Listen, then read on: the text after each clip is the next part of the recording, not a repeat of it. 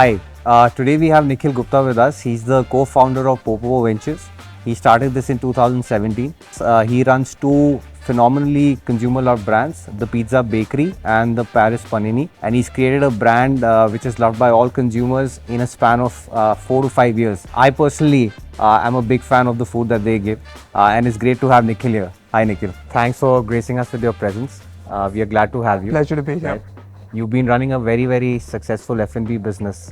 Pizza Bakery, Paris Panini are like consumer-loved brands, right? I'm sure a lot of our viewers will be surprised that you had no prior experience in F&B. You've done your education from Lancaster University. You worked in a few corporates. So how did this whole transition to Pizza Bakery happen? So there was always sort of an inner desire to enter F&B, but I had no real formal education in it, nor any practical experience. So yes, I went to England to do my undergrad. That was in economics and math. Then I worked for Procter & Gamble in the UK for a few years, and then came back to India. So while in India, my brother and I were sort of actively exploring new opportunities. We looked at multiple other businesses, but then while exploring and while seeing where is the gap in the market, we noticed that there's a decent size of opportunity in Bangalore for a gourmet pizza brand. At that point, we used to order pizza almost every other week to the house. And it was usually just more like Domino's, Pizza Hut, and the usual chains. There was no real gourmet brand. So that's where we said, you know what, let's explore. And we took a big leap of faith, and that's how we started. Got it. No, so interesting. You said that there was a definite void in the market. There were no brands at that point in time, and you came in with it, right? Today you have almost 300 employees working for yourself, right? So what were the initial challenges that you faced when you came up with this entire thing? The initial challenges for us was because we were outsiders, we're not from the industry, we had to learn from the basics. So we had to start from the ground up on just basic learning of how does a commercial kitchen work, how is it laid out, what are the designations of the people that work there, how do you sort of divide the work, right from the basics. So, and I think the best way for one to learn that is to sort of get hands-on, get involved, get your hands dirty and do it yourself. Because there's no guidebook or anything like that which can sort of give you a perfect kitchen or a perfect service setup. You need to sort of learn it and figure it out yourself. Got it. And you were in the casual premium dining space, right? You were only doing dine-in for a while, and then you switched to online delivery a little later. So how did that transition go about? What was it before online delivery? How is it now? So we started in December 2017, all right, and we were very fortunate. The day we opened itself, our tables were full. We weren't, frankly, we didn't expect it. We weren't even ready for it. So at that point, online was really in the back burner. We had no time to even think about it because we were fighting fires in the restaurant daily. So in the early days, it was my brother, my wife, my mom, my dad. All of us used to be involved.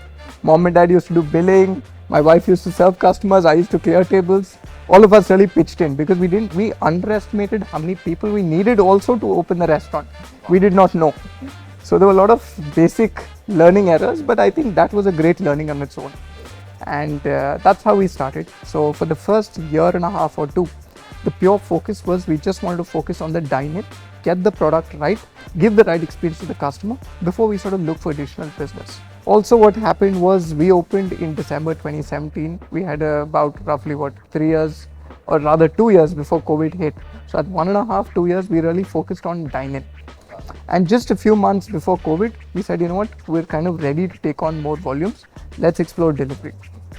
And delivery was sort of kind of let's explore it, but not really give it a focus. Right. Then COVID hit. That then showed us the size of the delivery market. Got it. That's where we sort of got into it. Got it. So you decided to sort of take the leap of faith before COVID actually happened, and then it sort of just exploded from there. So how is your experience being with online delivery overall? And what does it sort of contribute to your business today? So online delivery has been fantastic for us. I mean, we have grown on the back of online delivery to a large extent. So it does play a big role in our company's structure today. In terms of the share of online delivery, I would say it's 50-50. Okay. At a company level. Got it. And there is intense competition in this space now, right? You even started 2017, but today also there are a number of gourmet pizza brands that have come up. How do you sort of try and stay ahead of the curve in the delivery space, and how do you tackle competition? So I think competition itself is great for the whole ecosystem because it sort of keeps us on our toes, make sure we continuously improving our product, improving the value we give to our customers and the overall experience. So competition is good. We learn from them, they learn from us. It's great for the ecosystem, right? In terms of how do you stay ahead, I think we have an advantage because we were the first movers in this space. And at the same time, we have a very, very strong focus on hygiene. So there's the basics, right? From like menu hygiene to having a parity on prices between your online and offline. And basic things like make sure you're giving the right portion size, having images for all your items, things like that. So you follow the basics, I think your online will sort of start to grow. It takes time, it doesn't happen overnight.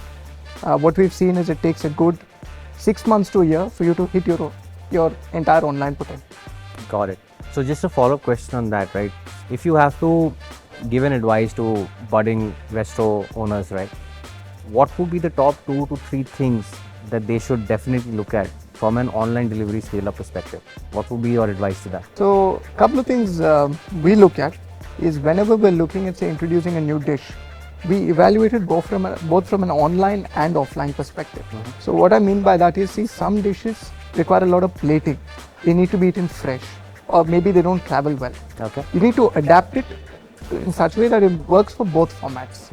Especially with plating, it's very easy to give a great plating experience at your restaurant. Right. But when it goes on delivery, there will be movement, there will be shaking. Absolutely. And you need to sort of account for that.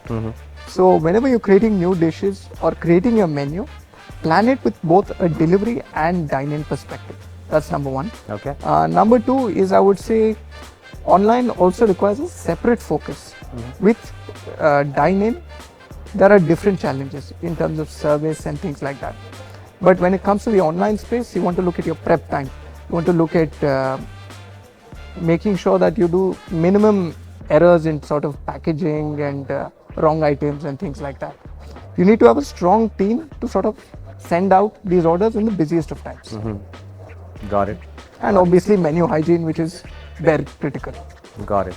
No, that's great, because I think those are some of the aspects that we also engage with restaurant partners on. Tell me something, Nikhil.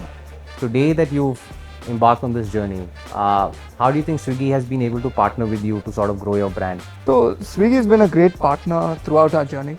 So what we do is we use online to our advantage in experimenting new areas. So generally when we are planning to open in say a certain part of Bangalore or wherever else, Right. we first open an online kitchen there, test the waters out, and if it's a success, then we convert that into a dine-in format. Got it. Got it. Interesting. And when you speak about, customer loyalty, customer retention, you spoke about quality, you spoke about hygiene, you spoke about how the dishes also need to travel in a certain way. How do you continue to innovate in that direction? How do you continue to sort of track customer loyalty for yourself? And how do you then, design your products accordingly? So, I mean, the tools available is basically on any of the aggregators, including Swiggy. You're able to see what is your repeat percentage. Yeah. So we ensure that there's a good high number of repeat customers, but at the same time, we also want new customers to continuously discover us. Second easiest way is to get feedback. Unlike dine-in with delivery, whenever anybody has a bad experience, they will definitely give you the feedback. So you need to actively listen to every feedback and make changes accordingly. And there's a lot of learnings we've had from these feedbacks that it may not have struck us the first time. Also tell me, you have 2 brands today, Pizza Bakery and Paris Panini. Is there a different approach that you follow for both, or I think one size fits both? See, the thing is the basics and the foundation is same regardless of what the brand is. But the philosophy of both brands are slightly different. Paris Panini is more value focused, it's more of your everyday meal, wherein Pizza Bakery is more of a celebration. It's a little more premiumly priced, it's more gourmet. So Pizza Bakery's price points and average order values are higher than Paris Panini. Okay. But the frequency of Paris Panini orders is much higher. Much higher. Got it.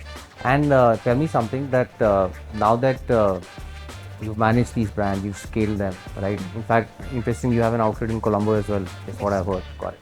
What are your plans to further expand this business? What are your thoughts on that? So we're doing it slow and steady. We're not in any great hurry. We have been sort of running on a very fast treadmill for the last 6 years, and now we just want to sort of take a break for a few months, take stock, strengthen the foundation, and then again continue expansion.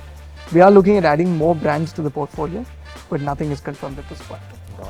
And you spoke about a lot on customer focus, customer feedback, the value that you bring to the table.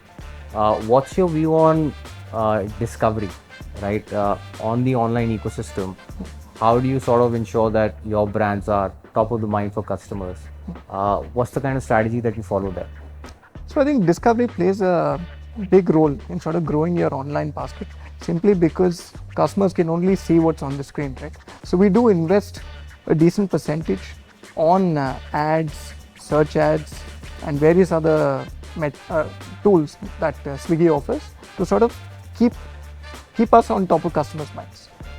And we're also able to do a lot of targeting with Swiggy, so that we're also reaching to the right audience. Do you also think of further expanding your footprint within Bangalore itself? Yes, definitely. That will always continue to happen. Got it. Our break is only going to be maybe for about 3-4 months, not too long. Got it. But then we'll again get back to opening outlets one after the other.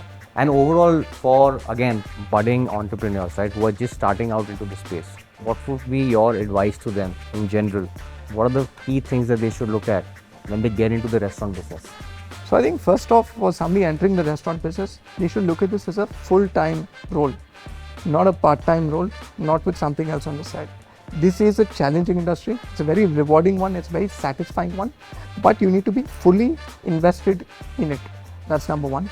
Number two is, I would say you should start small, perfect your product, find your niche, make sure your customers are coming back to you, they can't get enough of your product, and then look at it. Got it. No, thank you so much for your thoughts, Nikhil. I'm sure it'll be really great for others to sort of, learn from you. You set a great example. In 5 years, you sort of expanded your business in a huge way. Congratulations on that. Thank you so much. And it was great talking to you. Thank you so much. Thank you, sir. Pleasure.